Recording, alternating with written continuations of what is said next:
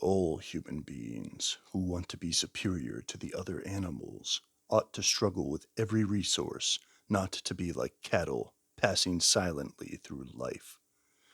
It is natural for the cattle to hang their heads and obey their stomachs, but all our strength is situated in our mind as well as our body.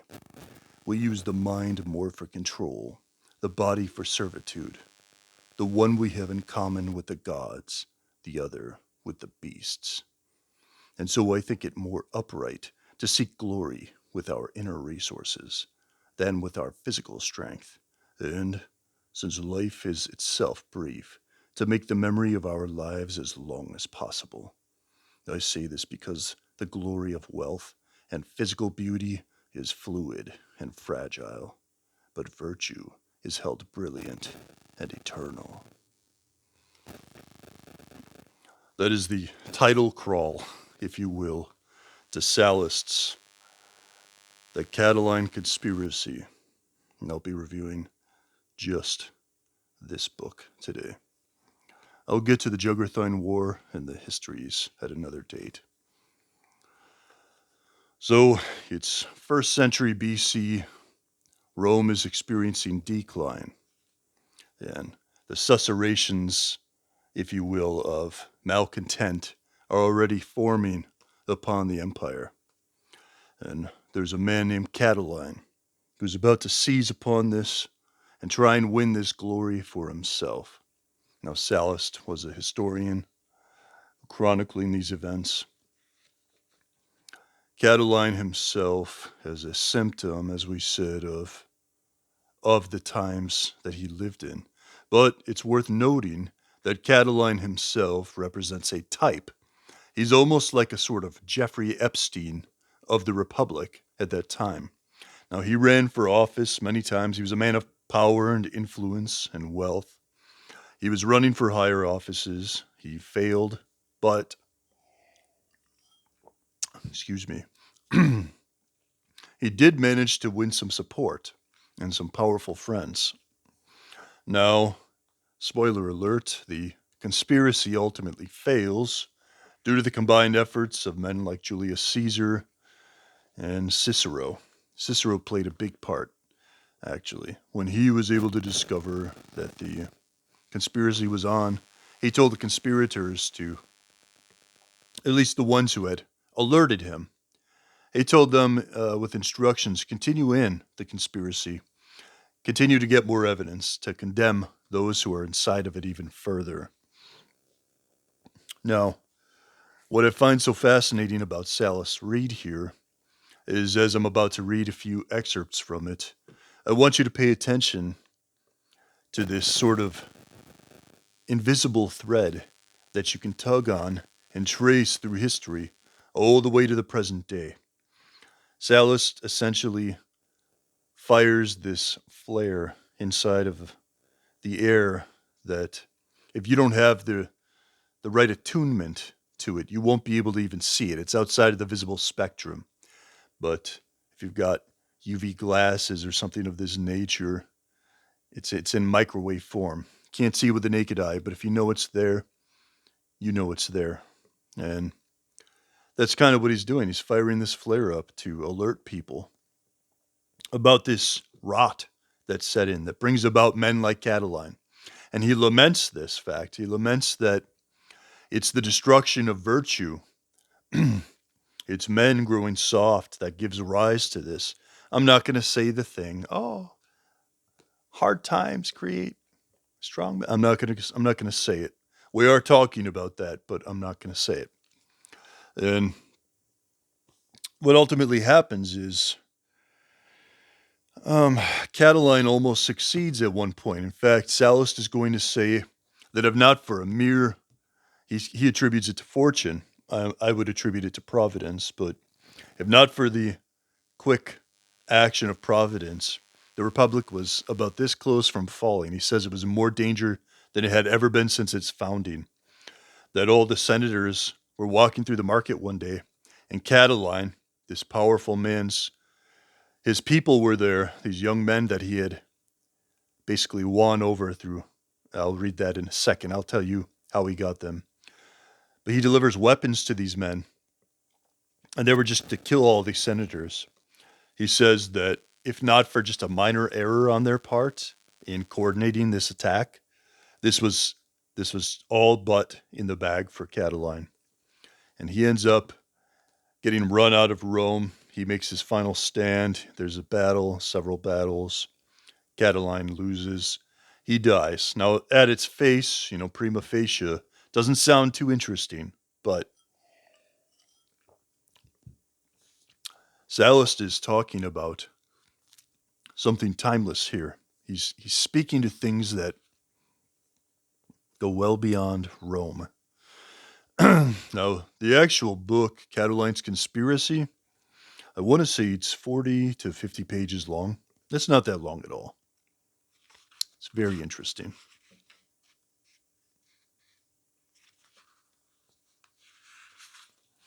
This conspiracy had so many people involved in it that it was hard to accept, hard to even believe initially.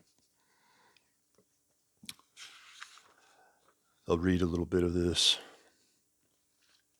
He talks about how men who had initially been hard eventually fell to vice. I'll read this to you. Listen to his prose. Just listen how he describes it. They cared for the Constitution and themselves in two ways. They were fearless in war, and, when peace arrived, they were fair. I take the following as the greatest proof of what I say. First, in war, disciplinary action was more often taken against those who attacked the enemy without orders and against those who withdrew too slowly when recalled from the battle than against those who abandoned the standards or dared to give ground when beaten back. Second, in peacetime, they exercised political power more often with kindness than with fear. When they received injury, they preferred forgiveness to prosecution.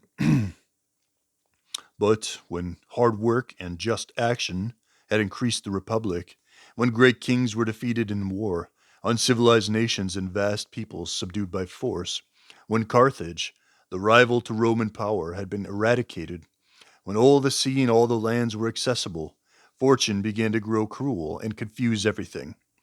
Men who had easily endured hard work, dangers, uncertainty, and adversity found that leisure and wealth, things desirable at other times, were a burden and the cause of misery. And so, at first, greed for money grew, then greed for power. These things were the root, so to speak, of all evils. For avarice undermined trust, goodness, and other noble qualities, and in their place taught pride and cruelty, taught men to neglect the gods and to put a price on everything. Ambition forced many men to become liars, to hide one thing in their heart and have something else ready on their tongue, to value friendship and enmity according to convenience, not substance, and to put up a good farce, or face, rather than have a good heart. At first these things grew gradually, then they were punished occasionally. Afterwards, when this contagion invaded like a plague, the state changed, and political power, which had been most just and best, became cruel and intolerable. I could pretty much close this book and stop the review right here, couldn't I? The rot came from men's hearts. The institutions just reflected that. It reflected what was in men's hearts. So, as men went bad, the institutions went bad. And that's something that's hard to communicate in the present day. And when you're talking to people about these sorts of stuff, or this sort of stuff, is you try and relay that as virtue flees from us and vices take hold of us, there is no legislation against greed. How are you going to legislate greed out of a man? This sort of thing. Sallust says here in another place, why should I bother to mention things which no one can believe except those who have seen them? Men accepted woman's role. Women put up their chastity for sale. All the land and sea was scoured for the sake of feeding. They slept before the body wanted sleep, without waiting for hunger or thirst, for cold or weariness. They self-indulgently anticipated all these things. These desires incited the young men to criminal actions when the family wealth was gone. A soul imbued with wicked tendencies does not easily do without what it craves. and so they became in every way all the more inordinately addicted to acquisition and expenditure. In such a great and corrupt city, Cataline gathered around him like a bodyguard crowds of vices and crimes it was most easy to do. His companions and friends were those who had wrecked their patrimony with their hand, stomach, penis, any who had enkindled an enormous personal debt in order to purchase immunity from his perversions and crimes. In addition, all murderers and infidels anywhere convicted in court or fearing prosecution for their deeds. Furthermore, those who lived by hand and tongue off perjury in the blood of citizens, and finally all who were stirred by perversion, poverty, and guilty conscience. If anyone still innocent of guilt fell into friendship with him, daily experience and temptations easily rendered that man equal and similar to the rest. But Cataline especially sought out intimacy with young men. Their minds were still malleable and pliable and easily snared by his treachery. As each man's passion burned in accordance with his age, so Cataline responded. To some he offered whores, for others he purchased dogs and horses. In short, he spared neither expense nor his own modesty, provided he could make them dependent on him and faithful to him. So, like I said, this is a Jeffrey Epstein type figure. And it's interesting because when you study typology, now in the Bible, when you read the Bible, you have Moses and then you have Jesus, right? And Moses is a type of Christ, and Jesus would be the antitype, the fulfillment of it. And so that's just a person who embodies the characteristics, attributes, very similitude of another person. And so this pattern of Cataline, Cataline is a type. So the death of Cataline does not end his ways. His wickedness perseveres in the modern day. And as we fight through this decadence that we find ourselves in, Cataline is all around us, isn't he? You probably know a Cataline. I know a Cataline. And the problem is within our hearts. This is what Sallust is really honing in on in this. There were also many aristocrats who participated more secretly in his plan. They were encouraged more by the hope of power than by poverty or any necessity. But in general, it was the young men who favored Cataline's goals, especially the aristocratic youth. They had the resources to live at ease, either lavishly or elegantly, but they preferred uncertainty to certainty, war over peace. So, here it is, the spot I was telling you about earlier. This time, they were plotting the death not only of the consuls, but of many senators. And on that day, if Cataline, standing in front of the Senate House, had not given his allies the signal too soon, the most wicked act since the founding of Rome would have been accomplished, because armed men had not yet fully assembled, the plan fell apart. I read this, and I think of that meme that came out about a year ago now. How often do you think of the Roman Empire? It's like, well, I know this will be disputed by some, but I'm living in the Roman Empire. I'm living in the decline. And once you're living in the decline of any empire, you're living in the decline of all empires. This is the decline of Athens. It's the decline of Persia. It's the decline of all these empires. The British Empire, it's all the same. The same patterns play throughout. So, these events terrified the citizens and changed the appearance of the city. In place of the great joy and abandon which years of peace had produced, suddenly gloom overcame all. People hurried, trembled, trusted little in any place or person. They were neither waging war nor enjoying peace. Each measured the danger in accordance with his own anxiety. I need a drink of water here.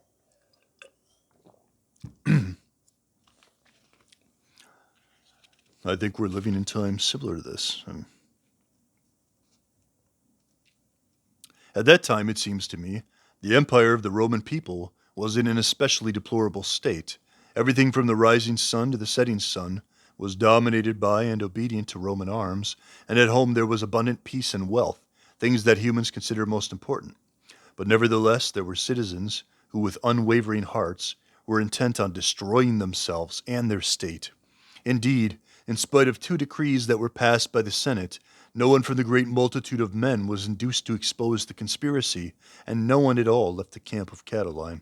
Such was the force of the disease that, like a plague, had invaded the minds of many citizens. There it is. What more need be said? Well, if you stuck with me this long, I highly, highly recommend getting this book. The Histories is an interesting book, but it's only fragments of it, unfortunately. The Jugurthine War is much longer. It's much more, it's written much more like a regular sort of historical event. In Cataline's conspiracy, Sallust, I don't want to say he waxes poetic, because that sounds like I'm hating on him. No, I think that Sallust deserves a seat among the great historians. I mean, think about this.